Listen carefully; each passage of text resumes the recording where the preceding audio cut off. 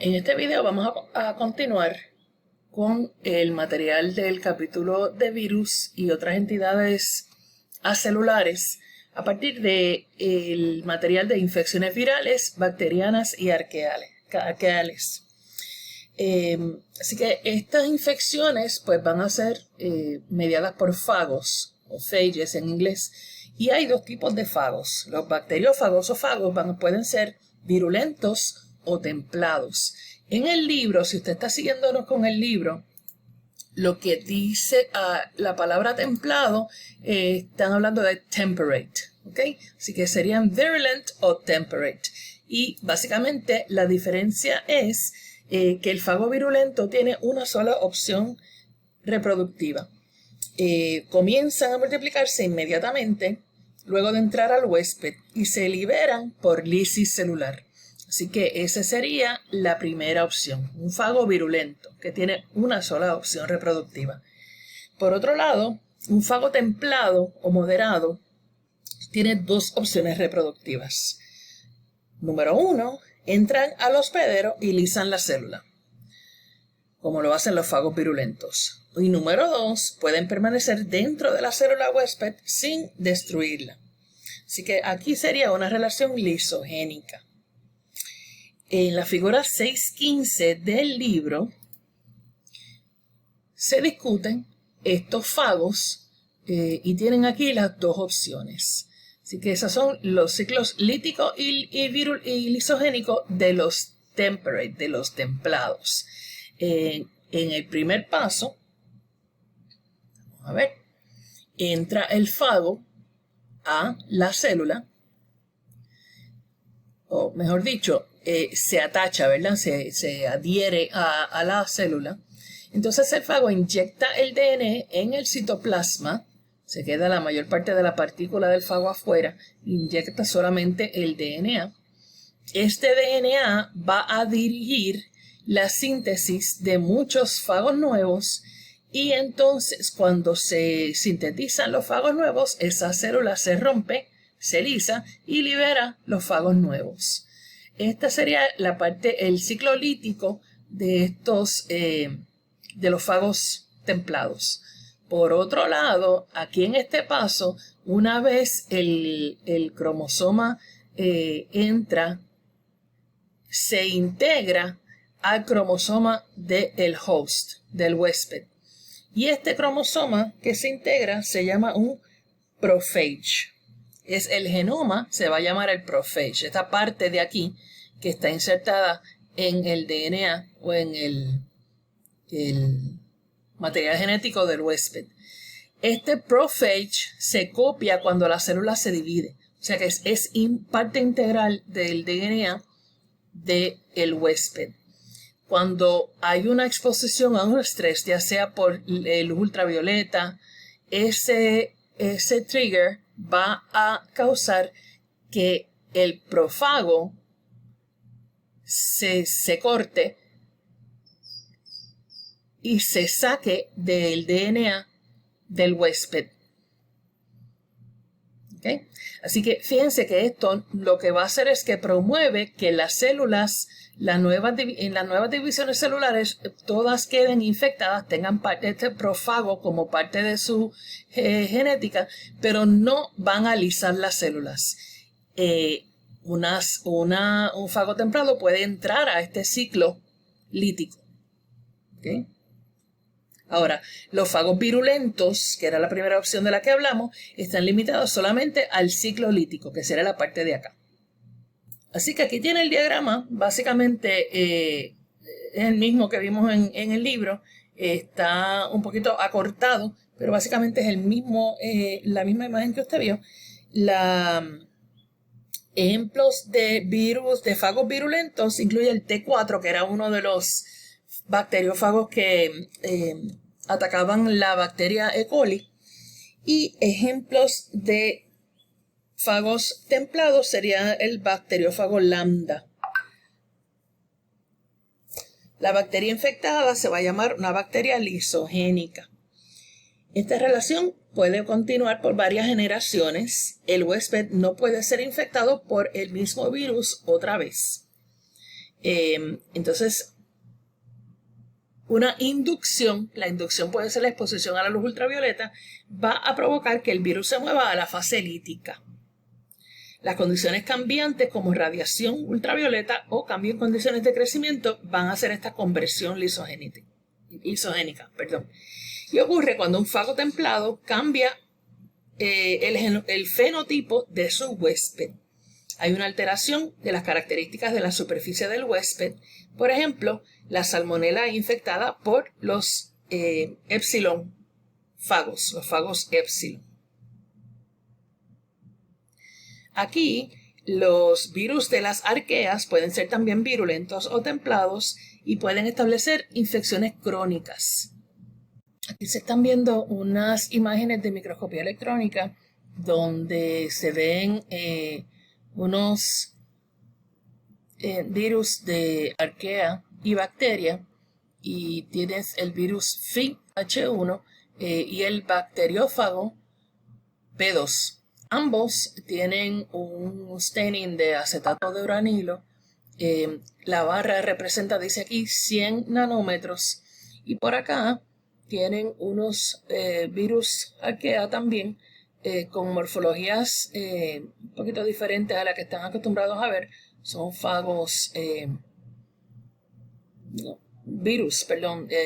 tienen unas formas particulares. Este, por ejemplo, es el Sulfolobus, que habíamos mencionado anteriormente, y unos cuantos más.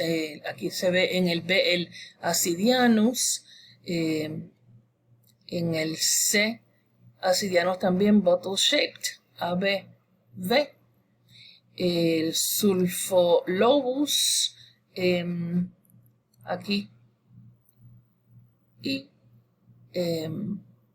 pues como pueden ver, pues algunos a veces se van a parecer a los virus que atacan a las bacterias, pero no necesariamente van a ofrecer la misma morfología. Y su libro dice que todavía no se conoce mucha información sobre los ciclos de vida de los virus de las arqueas. Ahora, en la infección viral de células eucariotas, se conoce bastante, ¿verdad? Porque este es el tipo de células que nos puede afectar a nosotros, el tipo de bacteria, de virus que nos puede afectar a nosotros. Y entonces tiene un ciclo citocidal, que resulta en la muerte celular. Pueden también ser persistentes, como por ejemplo los herpes viruses. Estos herpes viruses pueden durar años, tienen efectos citopáticos, que son cambios degenerativos o anormales en las células y tejidos del huésped. Un ejemplo, tienen también transformación en célula maligna. El hepatitis C y el HPV, el Human Papilloma Virus, son parte de los virus, que son ejemplos de los virus que van a transformar la célula del huésped en una célula maligna. Así que tienen unas cuantas opciones. Tienen la infección aguda, donde hay una multiplicación rápida de las partículas virales y eso va a causar la muerte celular de la célula huésped. Esto se consideraría entonces una infección aguda. Tienen también el pathway B, donde después de la penetración, los componentes virales están presentes, pero la célula pues no está siendo dañada de inmediato. Esto representaría una infección latente y entonces puede ser activada. En el caso del herpes virus, usted sabe que usted puede tener el virus en su cuerpo, pero si se da una buena quemadura de sol, puede que le salga la expresión facial del herpes virus en donde había ocurrido una expresión anteriormente. También en la alternativa C puede ser que haya un release lento, modulado, no tan rápido aquí como en la primera opción, y entonces eso va a permitir que las partículas virales vayan siendo liberadas sin que ocurra muerte celular. Las alternativas B y C ambas van a clasificarse como infecciones persistentes. Y la última opción es la activación de unos protooncogenes unos oncogenes que existen ya en el DNA del huésped. Entonces se activan estos protooncogenes en oncogenes verdaderos, ya sea por inserción de un oncogene o inactivación de un supresor de los oncogenes. Así que eso puede ser los mecanismos que vayan a trabajar en la transformación de células eucariotas. Uno de los virus de interés para el ser humano en las últimas décadas es el HIV o Human Immunodeficiency Virus, que es en realidad el nombre que se le da al virus. La enfermedad que causa este virus es AIDS o Acquired Immune Deficiency Syndrome. Y aquí tienen un resumen de los pasos que se llevan a cabo cuando hay infección de este virus. El virus, vamos a ir mejor al diagrama del libro, la figura 37.12, si no me equivoco, esto es el capítulo 37, vamos a mover esto un poquito para acá. Y básicamente aquí les habla sobre el ciclo de vida del HIV. Y primero hay un docking, hay un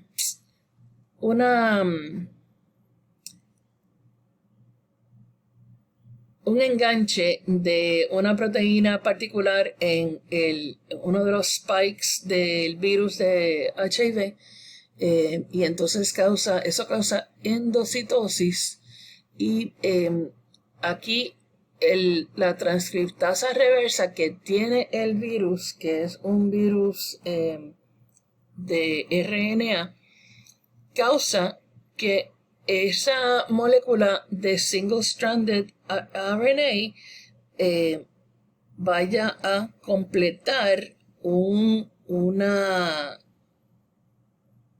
strand de DNA complementario, y siguiendo todos estos pasos, pues eventualmente este DNA completo se va a integrar al DNA del huésped. Eso lo hace otra enzima que se llama la integrasa.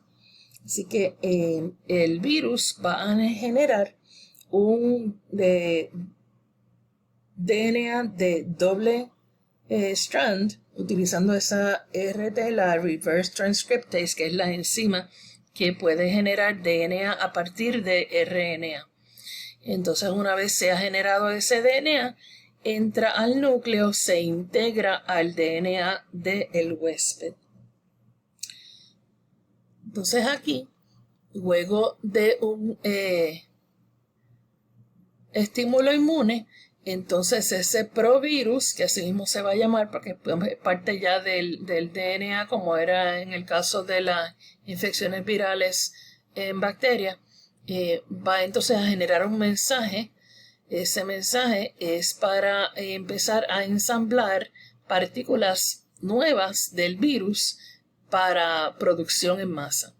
Aquí la descripción les dice qué es lo que está ocurriendo. En la parte A, ese virión de HIV se une a el receptor CD4 de la célula de huésped, que es una subpoblación de la célula T. Puede entrar a la célula del huésped por endocitosis. El envelope, el sobre, se funde con el compartimiento endocitótico, libera los contenidos del virión al citoplasma. La enzima que les mencioné, que es el reverse transcriptase, cataliza la síntesis de un strand complementario de DNA del genoma que era original, que era RNA. Ese DNA va a servir como template para el segundo strand, la segunda parte de este DNA, que eventualmente va a ser double-stranded. Entonces, ese double-stranded DNA es el que se inserta en el cromosoma del huésped y viene siendo el provirus. Ahí establece la latencia. El provirus, los genes del provirus luego se transcriben, hacen un mensaje de mRNA, y entonces ese mRNA viral se traduce en componentes del viroide, ya sea el cápsido, el reverse transcriptase, que es la enzima obviamente bien importante, y las proteínas del spike. El virión se ensambla y entonces las partículas van a salir por exocitosis de la membrana de la célula que está infectada. Eso es básicamente los pasos que estamos viendo aquí, los vimos allá en una de las imágenes del libro. El VIH se une a los receptores en la célula anfitriona, les señalé que eran los receptores de CD4, el ARN viral y la transcriptasa inversa, integrasa y otras proteínas ingresan a la célula anfitriona. El ARN viral se transcribe inversamente para hacer ADN. El ADN viral ingresa al núcleo, se integra al ADN de la célula anfitriona. Entonces vemos el provirus ya formado. Número 5, los nuevos moléculas de ARN actúan como genomas virales y se traducen para hacer proteínas virales. El ARN viral y proteínas se ensamblan en la superficie para formar nuevas partículas de HIV. El periodo latente o de latencia puede ser de 6 meses a 10 años. Ahí, durante esos 6 meses a 10 años, la replicación viral va a continuar. La etapa aguda, después de la infección inicial, va a ser de 2 a 8 semanas post-infección. Y durante esta fase aguda, los niveles de HIV en la sangre pueden llegar a 10 a la 5 de 10 a la 5 a 10 a la 6 copias del HIV por mililitro de plasma. En esos 6 meses se puede detectar el virus. Luego entonces la etapa crónica viene siendo asintomática, y esto es lo que le indica esta flecha aquí. Sin síntomas, el virus se replica en tejidos linfoides. Los niveles, como está, el virus va a estar replicándose dentro de la célula, entonces va a ser indetectable.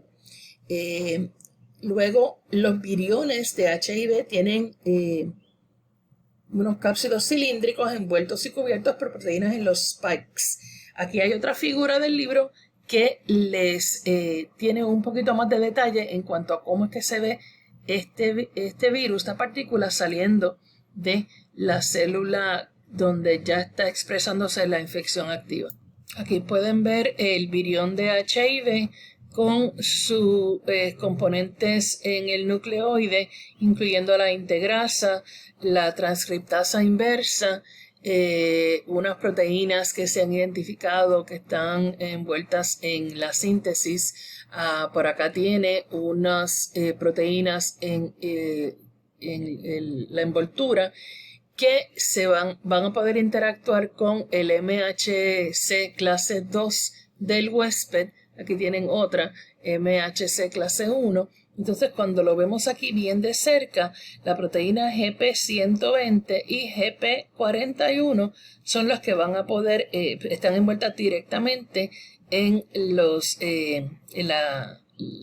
la adherencia. Aquí dice que el virión de HIV tiene su cobertura, contiene spikes que están formados por estos dos proteínas, GP120 y GP41. El lipid bilayer de la partícula de HIV del virión también tiene otras proteínas del host, del huésped, incluyendo estas MHC o Major Histocompatibility Complex clase 1 y clase 2, que se adquieren cuando el virión ha salido del huésped. Cada cápsido va a contener entonces estas proteínas del nucleocápsido, que tiene aquí bastante información sobre el peso molecular de estas proteínas y una información adicional de cómo es que van a estar asociadas bien específico. Dice aquí que hay un attachment snug bien agarrado del HIV, GP41 y GP120 a unos receptores específicos en la membrana de la célula humana. Los receptores son CD4 y otros correceptores de chemokines, citoquinas, CCR5 y CXCR4. Esta vez se llama fucina. Esto permite el docking, el que pueda hacer el enganche con la célula del huésped y fusión con la membrana celular. Información general sobre el HIV se transmite de persona a persona a través de sangre, semen, secreciones vaginales y la leche materna. En los Estados Unidos las personas más a riesgo son las personas que tienen contacto de hombre a hombre no protegidas, luego los usuarios intravenosos heterosexuales con partners que están infectados, con parejas infectadas, los niños que nacen de madres infectadas. O sea, que esos son los tres en los Estados Unidos, porque dependiendo del país es la prevalencia en diferentes grupos en la población, pero en los Estados Unidos pues estas son las personas donde se ve el mayor riesgo.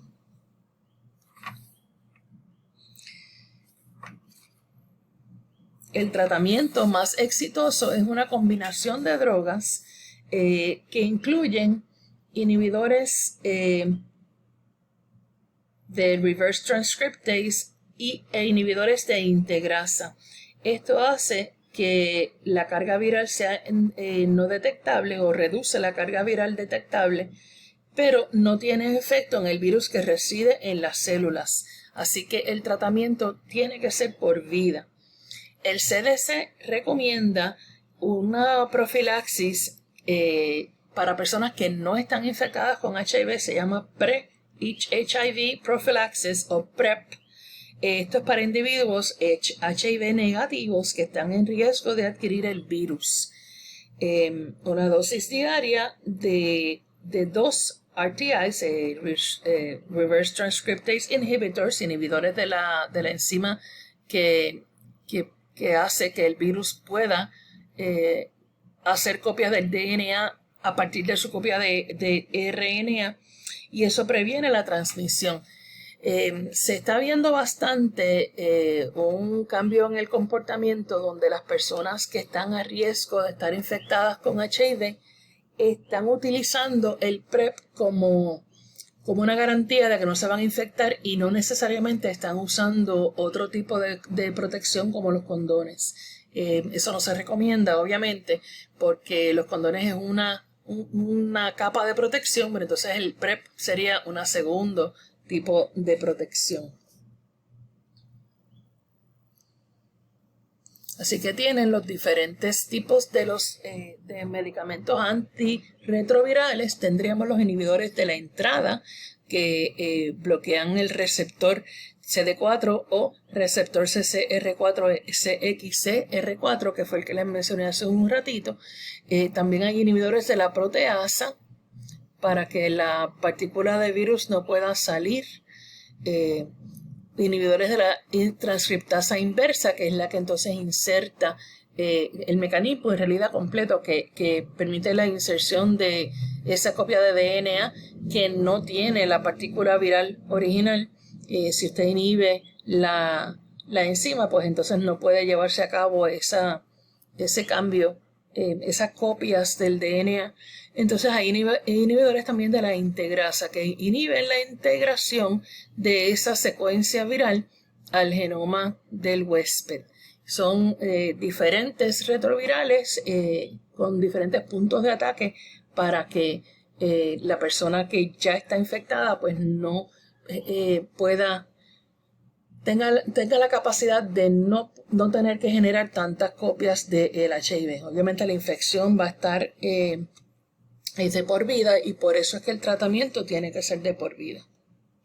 Pero que no quede duda que estos medicamentos han extendido la vida de personas que están infectadas y vida normal. O sea, yo les puedo hablar de un amigo muy querido que murió de una infección con HIV. Estamos hablando de los early 90s y ¿qué hubiera dado yo porque estos medicamentos pues hubieran estado desarrollados y que él estuviera todavía con nosotros? Se sabe que hay algunos virus que pueden causar cáncer y esto se debe a una serie de mecanismos. Por ejemplo, el VIH está relacionado a el sarcoma de Kaposi. el virus de papiloma humano causa cáncer de cervix. Hepatitis B y C pueden causar carcinoma hepatocelular. Los mecanismos pues son diversos. A veces las proteínas virales se unen a las proteínas supresoras de tumores de la célula huésped. Al unirse a los supresores de tumores, entonces el tumor puede, pues no va a ser suprimido y puede entonces generarse el cáncer. También puede llevar el oncogen a la célula para insertarlo en el genoma del huésped. Que el oncogen no puede ser que no necesariamente esté en el genoma del huésped. También están envueltos en regulación celular alterada, y ya que si la célula no está regulada, pues entonces eso lleva al crecimiento desmedido, sin control, que es uno de los hallmarks de cáncer. También puede deberse a la inserción de un promotor, una secuencia de promotor o potenciador junto al oncogen celular. En esta gráfica de aquí abajo están relacionando varios eventos en el descubrimiento de cómo es que algunos de los virus están relacionados con tumores y cómo para algunos ya hay vacunas desarrolladas. Por ejemplo, y aquí lo que se hace es que se lee de forma horizontal. La barra de color violeta indica cuándo fue que se descubrió el virus. La barra de color roja descubre cuándo es que ocurrieron los eventos más importantes para que se determinara que causan cáncer. Luego, o que el virus causaba enfermedad. Luego, en la barra verde es donde se ve en cuándo fue que se detectaba ese virus en particular en los tumores, y entonces la barra anaranjada o amarilla es la que le dice cuándo se aprobó la vacuna. Así que para el MCV, que es el Merkel Cell Virus, es un virus que se desarrolla en células de la piel, es un carcinoma bastante agresivo. Pueden ver que para el 2017, 18, este es el 2010, todos los eventos ocurrieron bastante juntos. Fíjense que si nos ponemos a compararlo con el HPV, que es el Human Papilloma Virus, fue en el 1950 que se descubrió el virus para entre los 40 y los 50. Aquí en la década de los 80 fue que se determinó la causalidad y que se detectó el virus en los tumores, y pasaron unas cuantas décadas hasta que se logró hacer la vacuna. Y para cada virus que usted ve aquí, este es, como le dije, el Merkel Cell Virus Carcinoma. Este es el Kaposi Sarcoma, que es el que está relacionado con HIV. El HCC es el Hepatocellular Carcinoma del hígado. HTLV es un virus de leucemia. HBV es el virus de HBV. Esto es hepatitis type B, el tipo B. Esto es Epstein-Barr virus, el virus que causa mononucleosis, y como usted puede ver, pues algunos eventos están bastante cercanos. Para el Epstein-Barr virus ocurrió en la misma década que se detectara y que se relacionara con el virus en los tumores. No se ha desarrollado todavía una vacuna contra ese virus. Acá, para el hepatitis B, pues sí hubo unos eventos bien juntos aquí en la década de los 80, donde se empezó a ofrecer la vacuna contra la hepatitis B. Del HTLV1 todavía no hay una vacuna desarrollada. Entonces aquí pues se puede ver que las cuatro cosas ocurrieron casi todas juntas. Daros un poco del tema de cáncer. Se pueden cultivar los virus en laboratorio, pero es relativamente simple. El cultivo de virus líticos de bacteria y arquea es relativamente simple. Se cultivan células y virus en caldo. Según se reproduce el virus y se lisan las células, el caldo se hace menos turbio. va consumiendo parte de los productos que están ahí. Según se reproduce, para cultivar los virus templados se requiere inducir la fase lítica, que es la que provoca la lisis celular. En un medio sólido se observan placas en un cultivo que se le llama un lawn, ¿verdad? O una grama. Para cultivar virus en animales se pueden inocular animales o huevos o en monolayers de células animales se pueden formar placas. ¿Okay? Entonces, para cuantificar, para los virus de plantas, los cultivos de células con o sin paredes, las plantas pueden ser cultivadas en plantas enteras luego de ser inoculadas manualmente o hacer injertos de plantas enfermas en plantas saludables. O sea que esa sería la forma en que se pueden cultivar virus de plantas. En cuanto a la cuantificación de virus, se puede hacer un ensayo de placa donde se usan varias diluciones de una muestra con partículas de virus. Cuando la multiplicidad es baja, se puede asumir que entonces el área de la placa se origina de una sola célula infectada. Y ahí es que entonces se pueden cuantificar. El valor se va a expresar en plaque forming units, o en las unidades que forman una placa, que es el área donde hubo muerte celular. Esto aquí no se puede asumir que es un solo virión, porque puede haber más de un virión infectando la misma célula.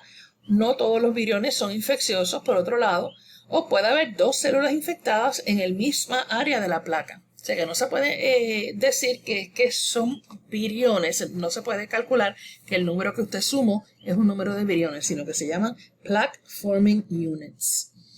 También hay un sistema de expresión de virus que es utilizado para generar proteínas recombinantes en células de insectos con alta productividad. Esto es un sistema que ha explotado últimamente. Antes había que usar técnicas recombinantes con virus o en células humanas o en células de mamíferos, y aquí se están utilizando baculovirus, que son extremadamente pequeños. Son patógenos que atacan insectos y otros artrópodos y son utilizados para producir proteínas. Las ventajas sobre las proteínas derivadas de sistemas mamíferos tienen grandes ventajas porque no hay, por ejemplo, cross-reactivity. Si usted lo utiliza para aplicar insecticidas, es súper específico.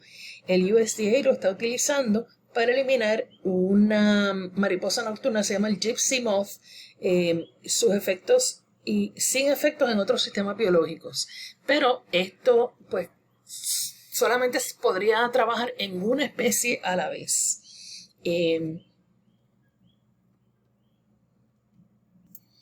¿Cómo funciona el sistema? Básicamente usted tiene un plásmido donante le inserta el gene de interés, produce un plásmido recombinante. Este era el sistema antiguo, ¿verdad?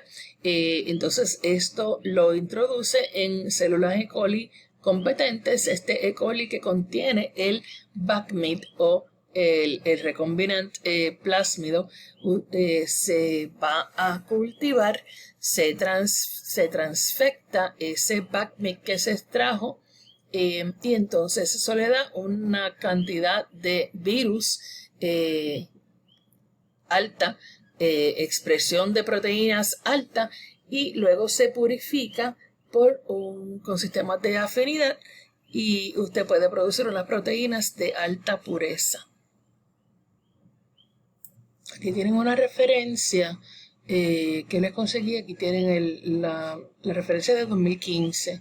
Básicamente les está diciendo que les explica cómo es el sistema de baculovirus, el Baculovirus Expression System. Dice que se ha estado utilizando por 30 años para expresar proteínas recombinantes y que han sido expresadas y purificadas con alto nivel de éxito. se había utilizado mucho para investigación, pero en la última década se están utilizando ya para la manufactura de productos biológicos. Y en esta tabla le dicen cuáles son estos productos biológicos que se han producido con el Baculovirus Expression System, incluyendo vacunas veterinarias, todo este tipo de vacunas para cerdos, por ejemplo. Estos son diferentes virus que afectan exclusivamente cerdos. Para el humano se está utilizando para producir la vacuna del papilomavirus, la vacuna de influenza, o sea que esto no tiene ningún producto animal. También como para producir medicamentos, inmunoterapia para el cáncer de próstata y para terapia de genes, para una deficiencia en una lipasa de lipoproteína. Así que es un sistema seguro, altamente específico, altamente produce eficiencia y se ha estado utilizando, como les digo, por muchos años sin ningún tipo de problema. Les vuelvo a poner aquí la referencia para que la tengan a la mano. Esto es el Baculovirus Expression Vector System, a commercial manufacturing platform for viral vaccines and gene therapy vectors. Esto es un review de 2015. Los viroides consisten solo de RNA, single-stranded RNA, circulares y cerrados. Causan cerca de 20 enfermedades en las plantas. No codifican para ninguna proteína. Y por ejemplo, Pospvirodiae formado de RNA es tubular. Esto se replica en el núcleo. El Sonviroideae se replica en el cloroplasto, que son diferentes tipos. Aquí los tienen el tamaño relativo, que tienen el bacteriófago F2 y un viroide aquí al ladito. Así que son agentes infecciosos compuestos de single-stranded RNA circulares cerrados. Requieren una célula huésped y tiene una polimerasa de RNA que depende de DNA. Por eso es que requiere de un huésped. El RNA no actúa como mensajero, altera la especificidad de las enzimas del huésped para que actúen en el RNA en lugar de DNA. Puede infectar una planta, puede causar sin causar síntomas, pero en otra planta o en otra especie puede causar daños severos. Normalmente existe una respuesta llamada RNA silencing, la cual normalmente protege la célula. Se detecta el double-strand RNA y lo corta en fragmentos. Los viroides pueden usurpar este mecanismo, hibridizan con el mRNA del huésped, causando silencing, lo cual destruye el mRNA del huésped y silencia las proteínas del huésped. Así que básicamente está taking over la maquinaria del huésped, usando el mismo mecanismo que utilizaba el huésped para silenciar virus. Y lo que hace es que lo cambia para su propia protección. También existen partículas o entidades no celulares que se llaman satélites.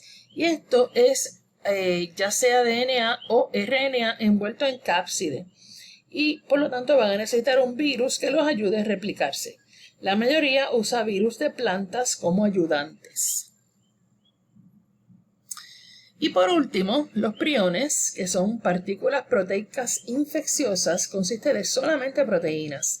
Causan enfermedades neurodegenerativas en humanos y otros animales, como por ejemplo el Scrapie, que es una enfermedad que causa que se rasquen incesantemente. El Bovine Spongiform Encephalopathy, que es el Mad Cow Disease o la enfermedad de las vacas locas. Enfermedades humanas como el Kuru, la insomnia familiar fatal, la enfermedad de Creutzfeldt-Jakob y el síndrome de Gerstmann-Strahler Strassler, Steinker. Estos son todos degenerativos del cerebro y causan eventualmente la muerte. Están causados por la forma anormal de una proteína, cellular prion protein, que se localiza en la membrana plasmática de las neuronas y cambia su desarrollo y su función. Convierte la forma normal a la forma priónica al contacto. La forma es estable y se agrega con otras formas. Así que eso es lo que se sabe de estas enfermedades neurodegenerativas, básicamente. Y aquí ven una proteína humana normal con su forma tridimensional, y este es el prión que ya ha causado un daño.